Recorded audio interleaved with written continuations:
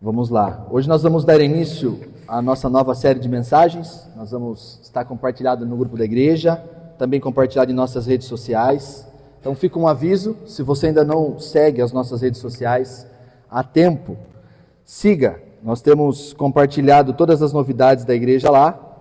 E eu queria, antes de nós começarmos o sermão, eu gostaria de apresentar para vocês como vai ser essa nova série de mensagens. Bem rapidinho aqui. A nossa série se chama Anatomia da Sabedoria. Ou seja, nós vamos fazer reflexões semanais no livro de Eclesiastes. Então, você que já leu o livro de Eclesiastes, talvez seja um dos livros mais difíceis, né, pastor? De se ler, principalmente da gente que vai estar aqui ministrando a palavra a cada domingo. É um grande desafio para nós, mas que o Senhor nos dê graça. E aí, pode passar, Sabrina, por favor? Eu trouxe aqui para a gente fazer um resumo. O versículo 1 e o versículo 2 é o grande resumo do livro. Olha que interessante o que ele diz aí. Palavras do pregador, filho de Davi, rei de Jerusalém. Vaidade de vaidades. Diz o pregador, vaidade de vaidades. Tudo é vaidade. Então eu trouxe para vocês o que está proposto para nós falarmos nos próximos domingos. Eu acho que ficou pequeno aqui para vocês, mas eu leio bem rápido. Hoje nós vamos falar sobre o pulmão, ou seja, falaremos sobre o suspiro da vaidade e o anseio por sentido.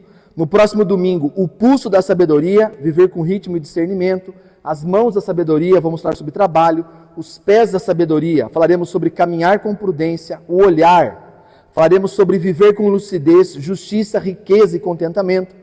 A compaixão da sabedoria, vamos falar sobre sentir com verdade e profundidade. Os ouvidos da sabedoria, quando falar a verdade e ninguém ouve.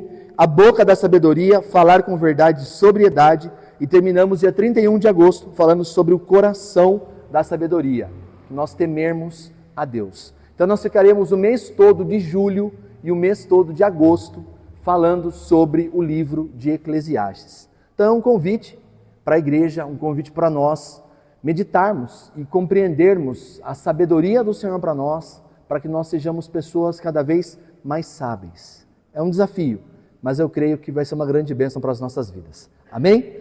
Então vamos hoje para o nosso primeiro domingo, nós falaremos sobre o suspiro da vaidade e o anseio pelo sentido. Pode colocar, Sabrina, para mim, por favor? Eu peguei um poema de um escritor do século XX, Stephen Crane, que ele diz o seguinte: vi um homem buscando o horizonte, correndo, dando voltas. Perturbei-me com isso.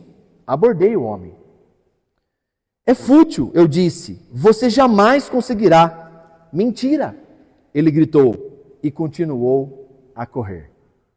Você já deve ter tido a experiência de falar para alguém que é muito acelerado e dizer para ele assim, calma, vai devagar. É inútil, não é? É ou não é? Eu sei porque eu falo isso todo dia para uma pessoa no espelho. Olha lá, minha esposa gritou Mas nesse poema ele diz o seguinte: eu vi um homem buscando o horizonte, correndo atrás dos seus desafios, dos seus sonhos, dos seus projetos. Eu fiquei perturbado com aquilo. E eu falei para ele, olha, calma, é inútil. E aquele homem gritou, mentira. E ele continuou correndo. Queria convidar você a abrir a tua Bíblia comigo em Eclesiastes capítulo 1. O nosso primeiro texto está nos versículos 3 a 11. Eclesiastes 1, versículo 3. Que proveito alguém tem de todo o seu trabalho, com que se afadiga debaixo do sol? Geração vai e geração vem, mas a terra permanece para sempre. O sol se levanta e o sol se põe e volta ao seu lugar, onde nasce de novo. O vento vai para o sul e faz o seu giro para o norte. Dá voltas e mais voltas e retorna aos seus circuitos. Todos os rios correm para o mar e o mar não se enche. Ao lugar para onde correm os rios, para lá eles voltam a correr. Todas as coisas são canseiras tais, que ninguém as pode exprimir. Os olhos não se fartam de ver, nem os ouvidos se enchem de ouvir. O que foi é o que há de ser, e o que se fez, isso se tornará a fazer. Não há nada de novo debaixo do sol. Será que existe alguma coisa que se possa dizer? Veja, isto é novo. Não. já existiu em tempos passados, muito antes de nós. Já não há lembrança das coisas que se foram e das coisas que ainda virão, também não haverá memória entre os que hão de vir depois delas. É interessante para nós olharmos a palavra do Senhor e entendermos que o pregador, e aqui eu quero abrir um pequeno parênteses e explicar para vocês. Durante os meses que nós vamos falar, os 2 meses que falaremos sobre Eclesiastes, em alguns momentos nós vamos falar o pregador disse, porque o autor do livro de Eclesiastes, ele está usando um nome, um pseudonome, dizendo, olha, o pregador disse, esse pregador é um sábio. E a palavra usada para pregador é correlê. Então, se você ouvir eu ou o pastor Binho ou alguma outra pessoa dizer o pregador ou o correlê, imagine que é o autor, não que o seja, mas é como se ele estivesse escrevendo isso para nós. Então, ora falaremos o autor, ora falaremos correlê, é a mesma pessoa, ok? Só para não ter ruído na nossa comunicação. Então, o pregador começa o seu livro dizendo, olha, tudo é vaidade. Tudo é vaidade. E essa palavra vaidade é o grande desafio do livro de Eclesiastes. Uma palavra, irmãos. Nós estamos falando de um livro escrito há séculos atrás, que uma palavra, uma simples palavra, num livro que para nós, dividido em 12 capítulos, se torna um grande desafio. E essa palavra é o que nós traduzimos aqui por vaidade. Isso, exatamente essa palavra aí. Essa palavra, ela do hebraico, ela é revel ou rebel, dependendo do contexto. E essa palavra, ela pode significar sopro, ela também significa fôlego, fumaça, neblina. Todas essas palavras na Bíblia, elas é a mesma palavra hebraica, revel. E também vaidade. Por isso que ele começa o versículo 1 dizendo, tudo é vaidade, vaidade de vaidades. No entanto, quando nós analisamos mais profundamente essa palavra, nós vamos perceber que ela começa a assumir no livro de Eclesiastes algo um pouco mais profundo. Ela quase que vai nos lembrar de um absurdo, ou de uma futilidade.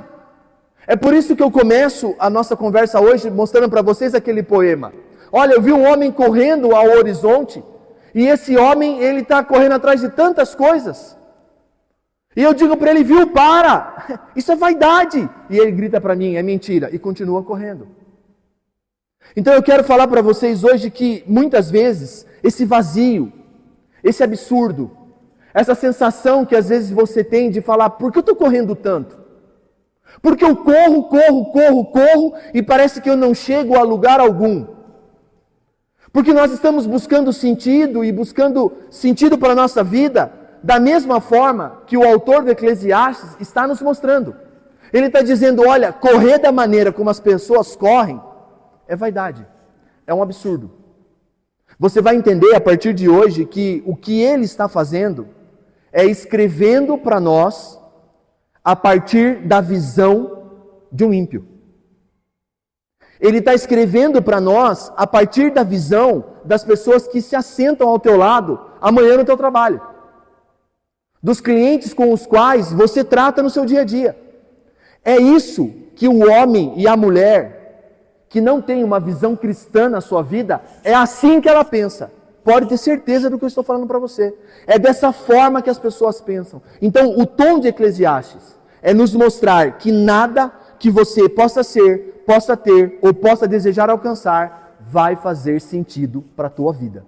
Porque se você fizer de um sonho seu, de um objetivo teu, o sentido da sua vida, o dia que você alcançar esse objetivo, no outro dia você não tem mais sentido. Entende o que eu estou dizendo para você? No outro dia acabou o sentido. Então, essa é a perspectiva do livro. Então, sobre isso, hoje, nós precisamos entender que eu estava lendo um livro essa semana e o autor ele dizia assim, o mundo que o pregador, o correlê está escrevendo para nós, não reflete a glória de Deus. Essa perspectiva do versículo que nós lemos, de que tudo é vaidade, tudo é absurdo, que nós corremos atrás do vento, essa perspectiva não reflete a glória de Deus.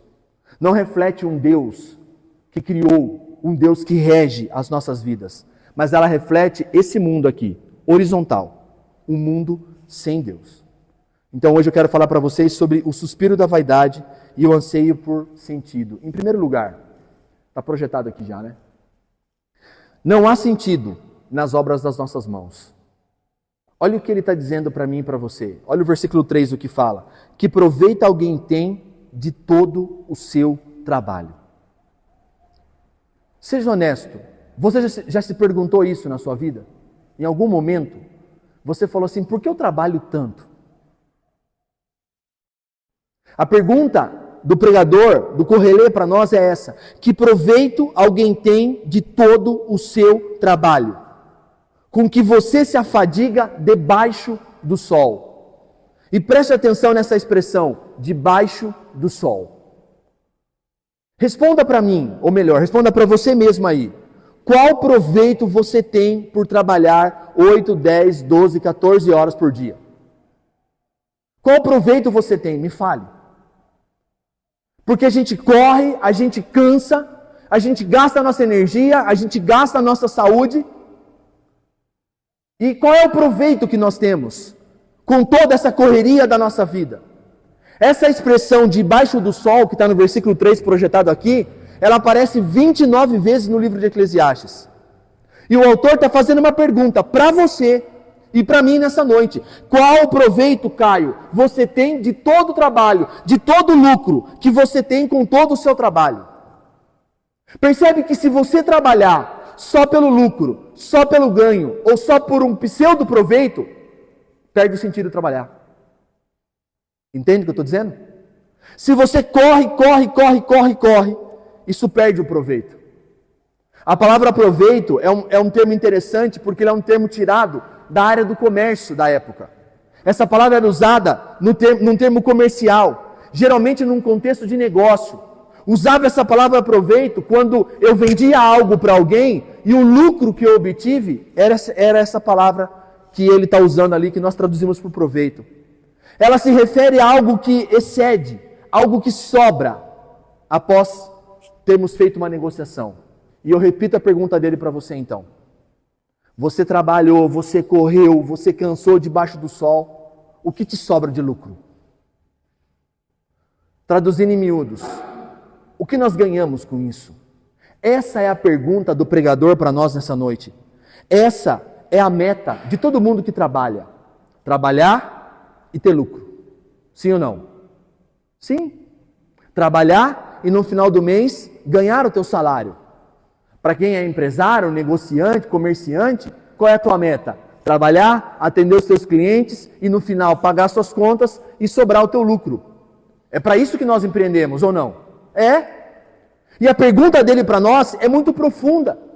Porque a ele olhar para a existência humana e falar sobre trabalho, sobre o que nós produzimos, sobre o que nós realizamos, aí ele olha para mim e para você e ele começa a falar, o texto que nós lemos, o versículo 4, ele fala, olha, geração vai, geração vem e tudo passa.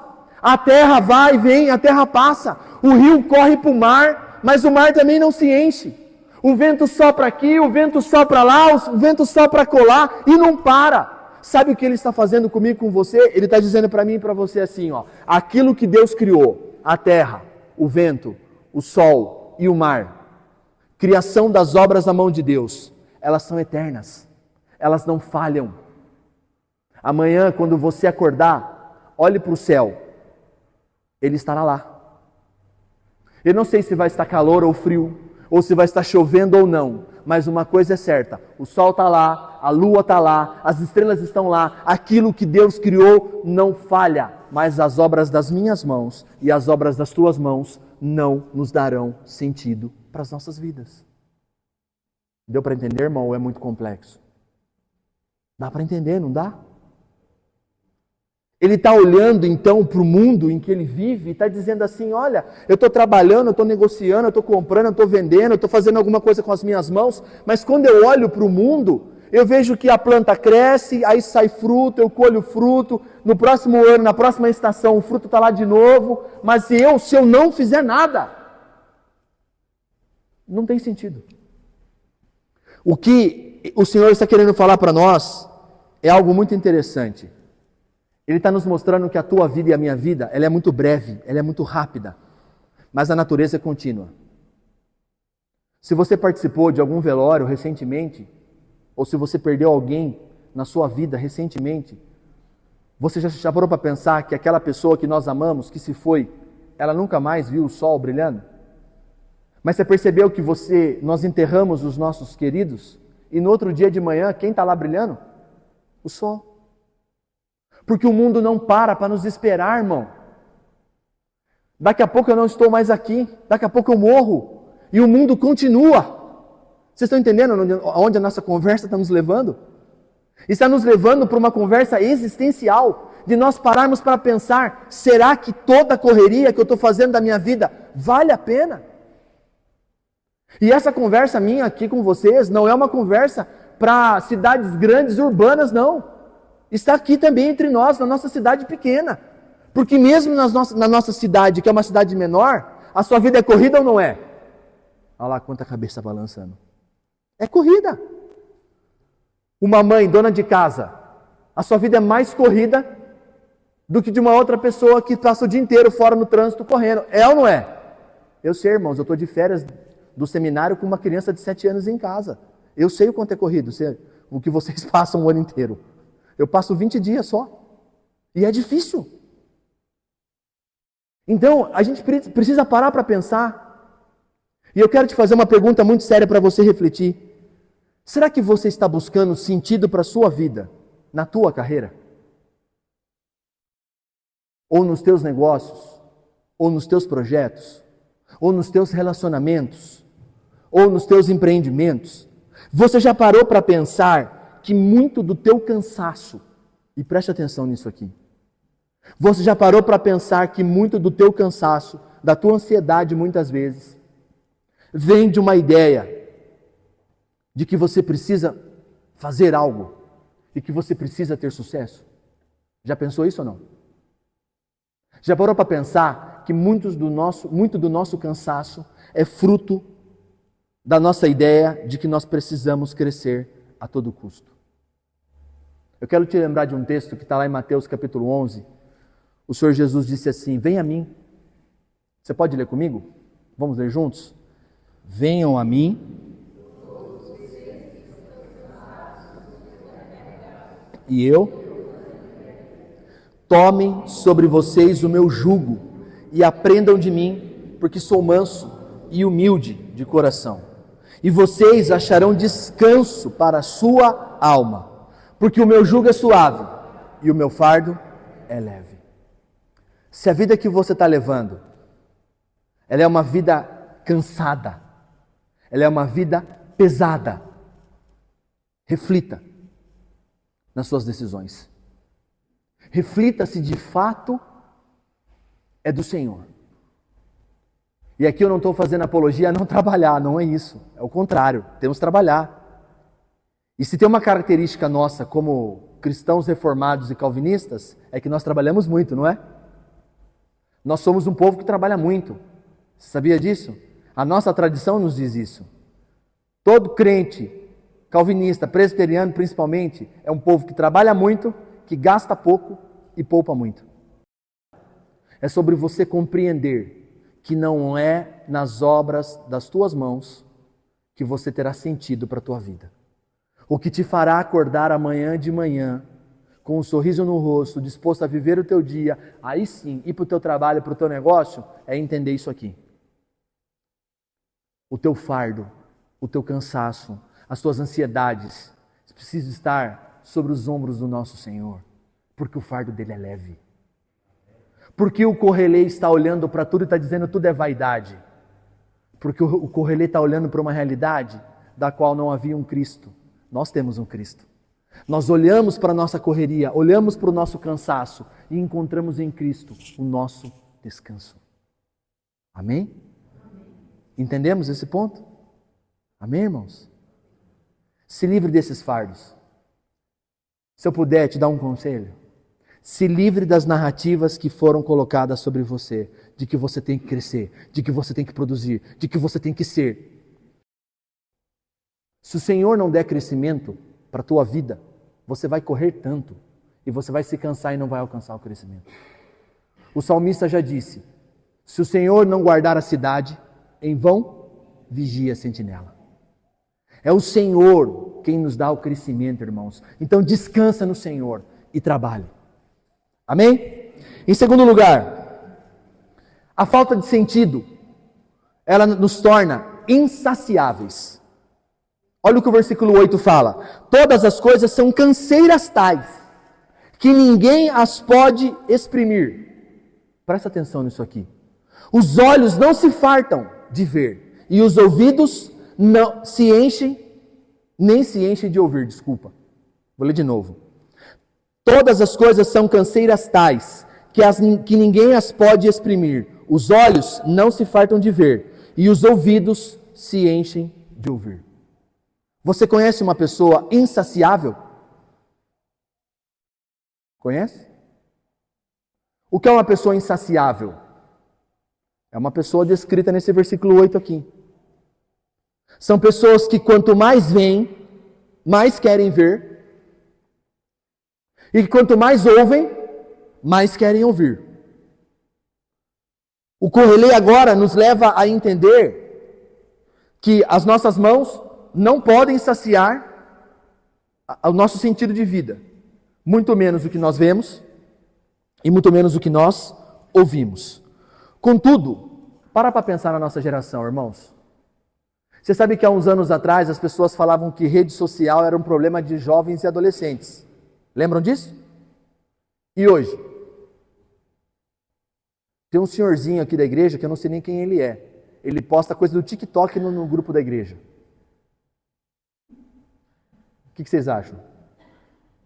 Eu tenho 40 anos. Eu não tenho TikTok. Mas o tiozinho tem. E não é errado ter, não. Fica à vontade. Pode ter seu TikTok lá. O que eu estou querendo dizer? Que não é um problema de jovens. É um problema da humanidade. É um problema social de todas as faixas etárias, certo? Mas o que ele está escrevendo para você ali? Olhos que não se cansam de ver, porque você pega o celular e fica assim lá, ó, tuc, tuc, tuc, tuc, tuc, tuc, tuc, tuc. Os seus olhos não se cansam de ver e os seus ouvidos não se cansam de ouvir. E aí, qual é o ponto para nós? Que quando nós olhamos e tentamos dar sentido para a nossa vida em qualquer outra coisa fora do nosso Senhor, nós nos tornamos pessoas insaciáveis, pessoas insatisfeitas. Nada tá bom, nada tá bom. Tudo que essa pessoa tem não tá bom. E nós continuamos então mandando mensagem, postando vídeo, olhando foto, seja no Facebook, seja no Instagram ou em qualquer outro lugar. E o que nós ganhamos com isso? O que nós realizamos com isso? Isso são perguntas, irmãos, importantes que nós precisamos fazer. Pergunte tudo que você ouve, tudo que você vê. Se pergunte o que isso tem a ver com você, qual progresso isso pode trazer para as nossas vidas. Olha o que ele está dizendo, olha, o mar nunca se enche, os olhos nunca se fartam, os ouvidos nunca se cansam de ouvir, e nós somos assim. Nós sempre queremos alguma coisa nova. E a pergunta que eu me fiz, estudando esse texto diante do Senhor essa semana foi, Senhor, quando foi que nós nos tornamos pessoas insaciáveis? Porque eu e você, muitas vezes, somos essa pessoa. Não somos? Somos. Quem que não gosta de uma fofoquinha? Insaciável. Não é? Mas olha que interessante. Sabe aonde nós nos tornamos insaciáveis? Pode passar, Sabrina, por favor. Mas a serpente, mais astuta que todos os animais selvagens que o Senhor tinha feito, disse à mulher, presta atenção. Olha lá. É verdade que Deus disse? Não comam do fruto da árvore, de nenhuma árvore do jardim? A mulher respondeu à serpente, não, do fruto da árvore do jardim podemos comer, mas o fruto da árvore que está no meio do jardim, Deus disse, vocês não podem comer dele, não devem comer dele, nem tocar nele, para que não venham a morrer. Então disse a serpente, a mulher, é certo que vocês não morrerão. Versículo 5. Porque Deus sabe, já passou? Já passou? Aí. Porque Deus sabe, que no dia em que dele comerem, os olhos de vocês se abrirão, e como Deus, vocês serão conhecedores do bem e do mal. Entre linhas é como se ela dissesse assim, Vocês vão ser insaciáveis com seus olhos. Mas é interessante porque olha o versículo 6, como ele começa.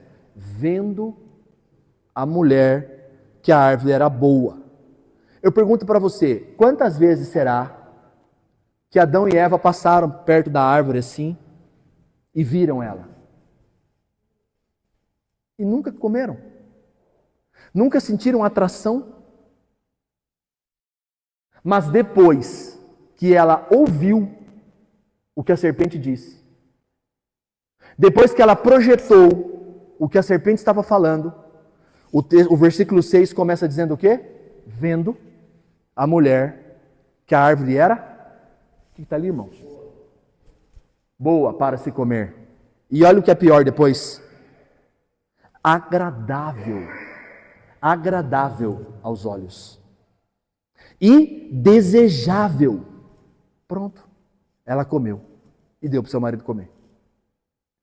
Se lembra então do diálogo da serpente com Eva no Éden. O que ela ouviu tornou o que ela viu agradável aos olhos. Vou repetir. O que ela ouviu tornou o que ela viu agradável aos olhos. Sondemos o nosso coração com as coisas que nós ouvimos. Porque muitas coisas que ouvimos tornam coisas que não deveriam ser agradáveis aos nossos olhos. Nós ouvimos coisas e passamos a desejar coisas. Sonda o teu coração, meu irmão. Sonda o teu coração. Não há sentido aqui para nós. E aí eu queria ler uma citação talvez do meu autor ou dos autores favoritos. É um pouco longa, então acompanhem comigo. As criaturas não nasceriam com desejos se não existisse a satisfação para esses desejos. Um bebê sente fome? Muito bem, existe comida. Um pato deseja nadar? Muito bem, existe água. Olha o que o C.S. Lewis diz. Ao descobrir em mim um desejo que nenhuma experiência deste mundo poderia satisfazer, a explicação mais provável é que eu tenha sido feito para outro mundo. Meu Deus do céu. Nós podíamos parar aqui e tentar entender o que esse homem está dizendo. Pode voltar, Sabrina, por favor, ali. Olha que interessante isso daqui. Ele está dizendo assim, olha, eu percebi que se eu trabalhei demais e conquistei dinheiro, conquistei o que eu queria, mas aquilo não me satisfez. Aí eu tive relacionamento, eu tive aquilo outro, não me satisfez. Aí ele traduz para nós aqui, ó, ao descobrir em mim um desejo que nenhuma experiência desse mundo poderia me satisfazer, só tem uma explicação. Eu não fui feito para esse mundo aqui. Foi feito para qual, então? Para o mundo eterno. Para o mundo antes de Eva ter comido o fruto. Para o mundo onde o Senhor conversava face a face com eles. E a realidade toda era desvendada e revelada a eles. Dá para entender, meus irmãos? Dá mesmo. Nós não fomos criados para esse mundo. Nós vivemos nele, trabalhamos nele, comemos nele, nos alegramos e choramos nele. Mas a nossa esperança precisa estar muito além desse mundo aqui. Pode passar, Sabrina. Se nenhum dos meus prazeres terrenos consegue me satisfazer, isso não prova, então, que esse mundo aqui é uma fraude. Provavelmente os prazeres terrenos nunca tivessem tido a intenção de satisfazer esses prazeres, mas apenas de despertá-los para levá-lo à coisa certa. Pronto! Aonde está o nosso erro, então, irmão? É nós tentarmos satisfazer o nosso coração com as coisas aqui dessa terra. Os desejos dessa terra são legítimos, mas eles precisam sempre apontar para um Deus eterno. O seu desejo de comer brota de um Deus eterno. O seu desejo de se satisfazer, o teu desejo, o C.S. Lewis fala nesse mesmo capítulo, o teu desejo por comida, o teu desejo por bebida, o teu desejo por conforto, o teu desejo por sexo também. Todos esses desejos vêm de Deus, eles são bons, eles são lícitos, mas eles apontam para uma glória muito maior, para o nosso Deus e Senhor e Salvador. Amém? Amém. Dá para entender mesmo? Bem devagar, sem pressa. Mas a gente precisa entender que há uma sabedoria que nós precisamos conhecer. E por fim, o C.S. Lewis diz assim, nesse caso, olha que interessante, eu tenho que cuidar, por um lado, para não desprezar ou ser ingrato por bênçãos terrenas. Vou traduzir. Eu sei que tem irmãos aqui que são empresários, empreendedores, negociantes, trabalham por conta. Eu não estou dizendo para você, falar assim, eu não quero mais trabalhar então. Não é isso. Olha o que o C.S. Lewis está dizendo para nós. Toma cuidado. Você não pode desprezar ou ser ingrato por tudo que Deus está te dando. Não seja ingrato, pelo contrário, seja grato. Acorde amanhã e trabalhe, dê o seu melhor. Por outro lado, nunca tome equivocadamente por algo a mais do que elas são. E o que essas coisas são? O que a sua empresa, os seus negócios, o teu trabalho, a tua vida, o que essas coisas são? Meras cópias, eco ou miragem. Miragem do quê? Da eternidade. Entendem, irmãos, ou não? Ecos, meras cópias ou miragem de uma vida eterna, da qual nós estamos prestes a alcançá-la. Tudo bem? E ele termina dizendo, tenho de manter vivo em mim o desejo pelo meu verdadeiro país de destino, que não é o Brasil, é a Nova Jerusalém, que descerá do céu ataviada. Aquele eu não devo encontrar antes da minha morte. Então, vamos viver aqui? Vamos comer, vamos beber, vamos nos alegrar, vamos caminhar juntos, vamos ser igreja, vamos trabalhar, os que empreendem, os que trabalham CLT, façam como se fosse para o Senhor, vamos viver as nossas vidas, mas um pé aqui, o outro pé lá. A nossa pátria não é daqui, a nossa música vem do céu, a nossa pátria está na eternidade, é para lá que a igreja e que nós estamos caminhando. Amém? Em terceiro e último lugar, para mim terminar, Correlê termina dizendo que tudo é igual debaixo do sol. Ele diz o seguinte, olha, o que é feito já foi, o que é de ser já foi.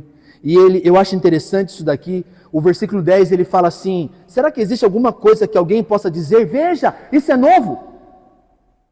Eu imagino ele dando um grito aqui literário, não tem nada novo, já aconteceu antes de nós. E aqui eu faço uma pergunta para mim e para você. Com que facilidade nós nos esquecemos das coisas? O pregador está descrevendo aqui um tipo de amnésia histórica. Cristo, ele está redimindo a história. Sabia? Deus decidiu se revelar na história. Quando Deus aparece naquele diálogo, logo depois de Gênesis 3 ali, dizendo o que vai acontecer com o homem, o que vai acontecer com a mulher, o que vai acontecer com a serpente, ele está se revelando na história. Depois com Noé, depois com Abraão, depois com José, com Moisés, na história. Ele está redimindo a história. Nós não costumamos conhecer bem a nossa história. Já percebeu isso? A sua própria história. Às vezes a gente cai nos mesmos erros sempre. Nós nos esquecemos. Você já percebeu que algumas situações das nossas vidas parecem novela? Olha que interessante isso. Como assim, Caio, parece novela? Muda o nome, muda o personagem, mas a história, o enredo, é sempre o mesmo. Já percebeu isso ou não? O pastor Binho seria a melhor pessoa para falar isso para nós, talvez, como profissional na área de psicologia dele. Porque a gente foi tratado de um jeito pelos nossos pais, e aí no casamento nós fazemos o quê, pastor? Replicamos a mesma coisa. Mas, cara, eu arrumo um emprego, aí de repente, não sei o que acontece lá, aí eu saio de lá. Eu arrumo um relacionamento aqui, quando eu vejo, acabou o relacionamento. Ou então aqui, essa área aqui, em nome de Jesus, irmão, para olhar. Só para olhar. Eu fiz em tom de piada aqui para você entender o que eu estou querendo dizer para você. Já percebeu que muitas situações da minha e da tua vida parecem novela? Muda os personagens, muda o nome da novela, o que era das 6 agora é das 8, mas o enredo é o mesmo. Pare para avaliar isso. Agora eu quero terminar falando uma coisa para você. Você percebeu que o nosso sermão, tirando o texto de Mateus, é só desespero, né? O tom de Eclesiastes é esse. É puxar os nossos pés para baixo e nos mostrar um mundo debaixo do sol. Se eu terminasse o sermão aqui, você perdeu o teu tempo e perdeu de ter vindo aqui. Porque quem vive num mundo debaixo do sol são os homens carnais. Paulo em Coríntios 2 diz que os homens espirituais, eles vêm pelo Espírito. E nós não somos convidados a viver uma vida debaixo do sol. O nosso olhar, ele está acima do sol. Poderia dar inúmeros exemplos para vocês. Vou dar só um. Salmo 121, quem sabe de cabeça? Eleva os meus olhos. Meu socorro vem do Senhor que fez os céus e a terra. Ou seja, a perspectiva debaixo do sol é uma perspectiva frustrante, é uma perspectiva difícil, é uma perspectiva sem nenhum tipo de esperança, percebe isso? Quando você conversa com as pessoas, não parece que elas são pessoas sem esperança, sim ou não? Sim, por quê? Porque elas vivem uma vida limitada ao que se vê debaixo do sol. O convite da graça do Senhor para mim e para você, durante os próximos domingos, é aprendermos a termos uma perspectiva por sobre o sol. Uma perspectiva do olhar do Senhor. No mundo pós-queda, debaixo do sol, só tem sofrimento e lamento. Mas depois de Cristo, nós somos convidados a viver a partir do Evangelho. A história não acaba aqui, meus irmãos. Ela expressa o problema. Mas o Evangelho Cristo é a solução. E aí eu termino mostrando para vocês 3 coisas. Vamos lá, 3 versículos só para a gente terminar. O primeiro, quando nossa visão está por cima e não debaixo do sol, nós entendemos que o Senhor sempre pode fazer coisas novas. Nós fomos orar ali, o pastor citou esse texto, né?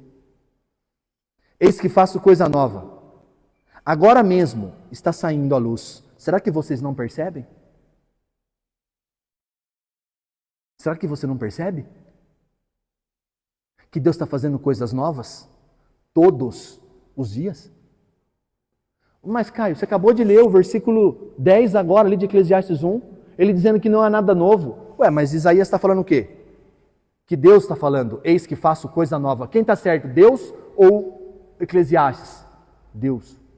Lembre-se, o autor de Eclesiastes está escrevendo para nós da perspectiva humana.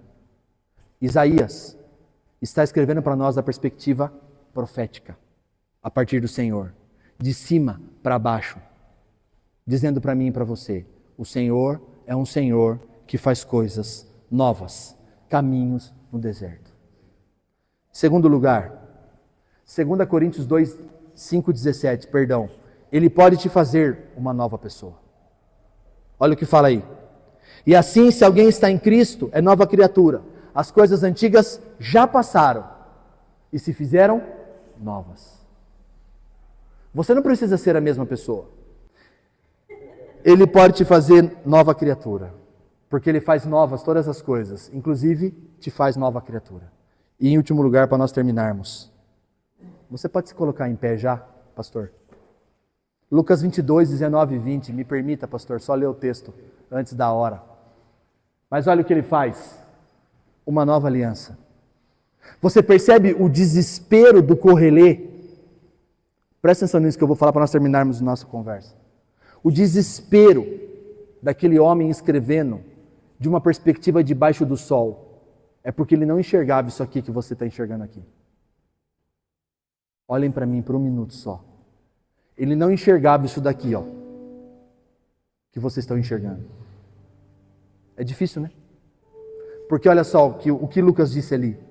E pegando um pão, tendo dado graças, partiu e lhes deu, dizendo, isso é meu corpo que é dado por vocês, façam isso em memória de mim. Do mesmo modo, depois da ceia, pegou o cálice, dizendo, esse é o cálice da nova aliança. O meu objetivo não é falar da ceia. O meu objetivo é falar que, da perspectiva do Senhor, nós não vivemos debaixo do sol. Nós vivemos diante de uma nova aliança. Amém? Há esperança para nós. O nosso sentido é Cristo. O nosso sentido é o Senhor. Amém? Vamos participar da mesa do Senhor.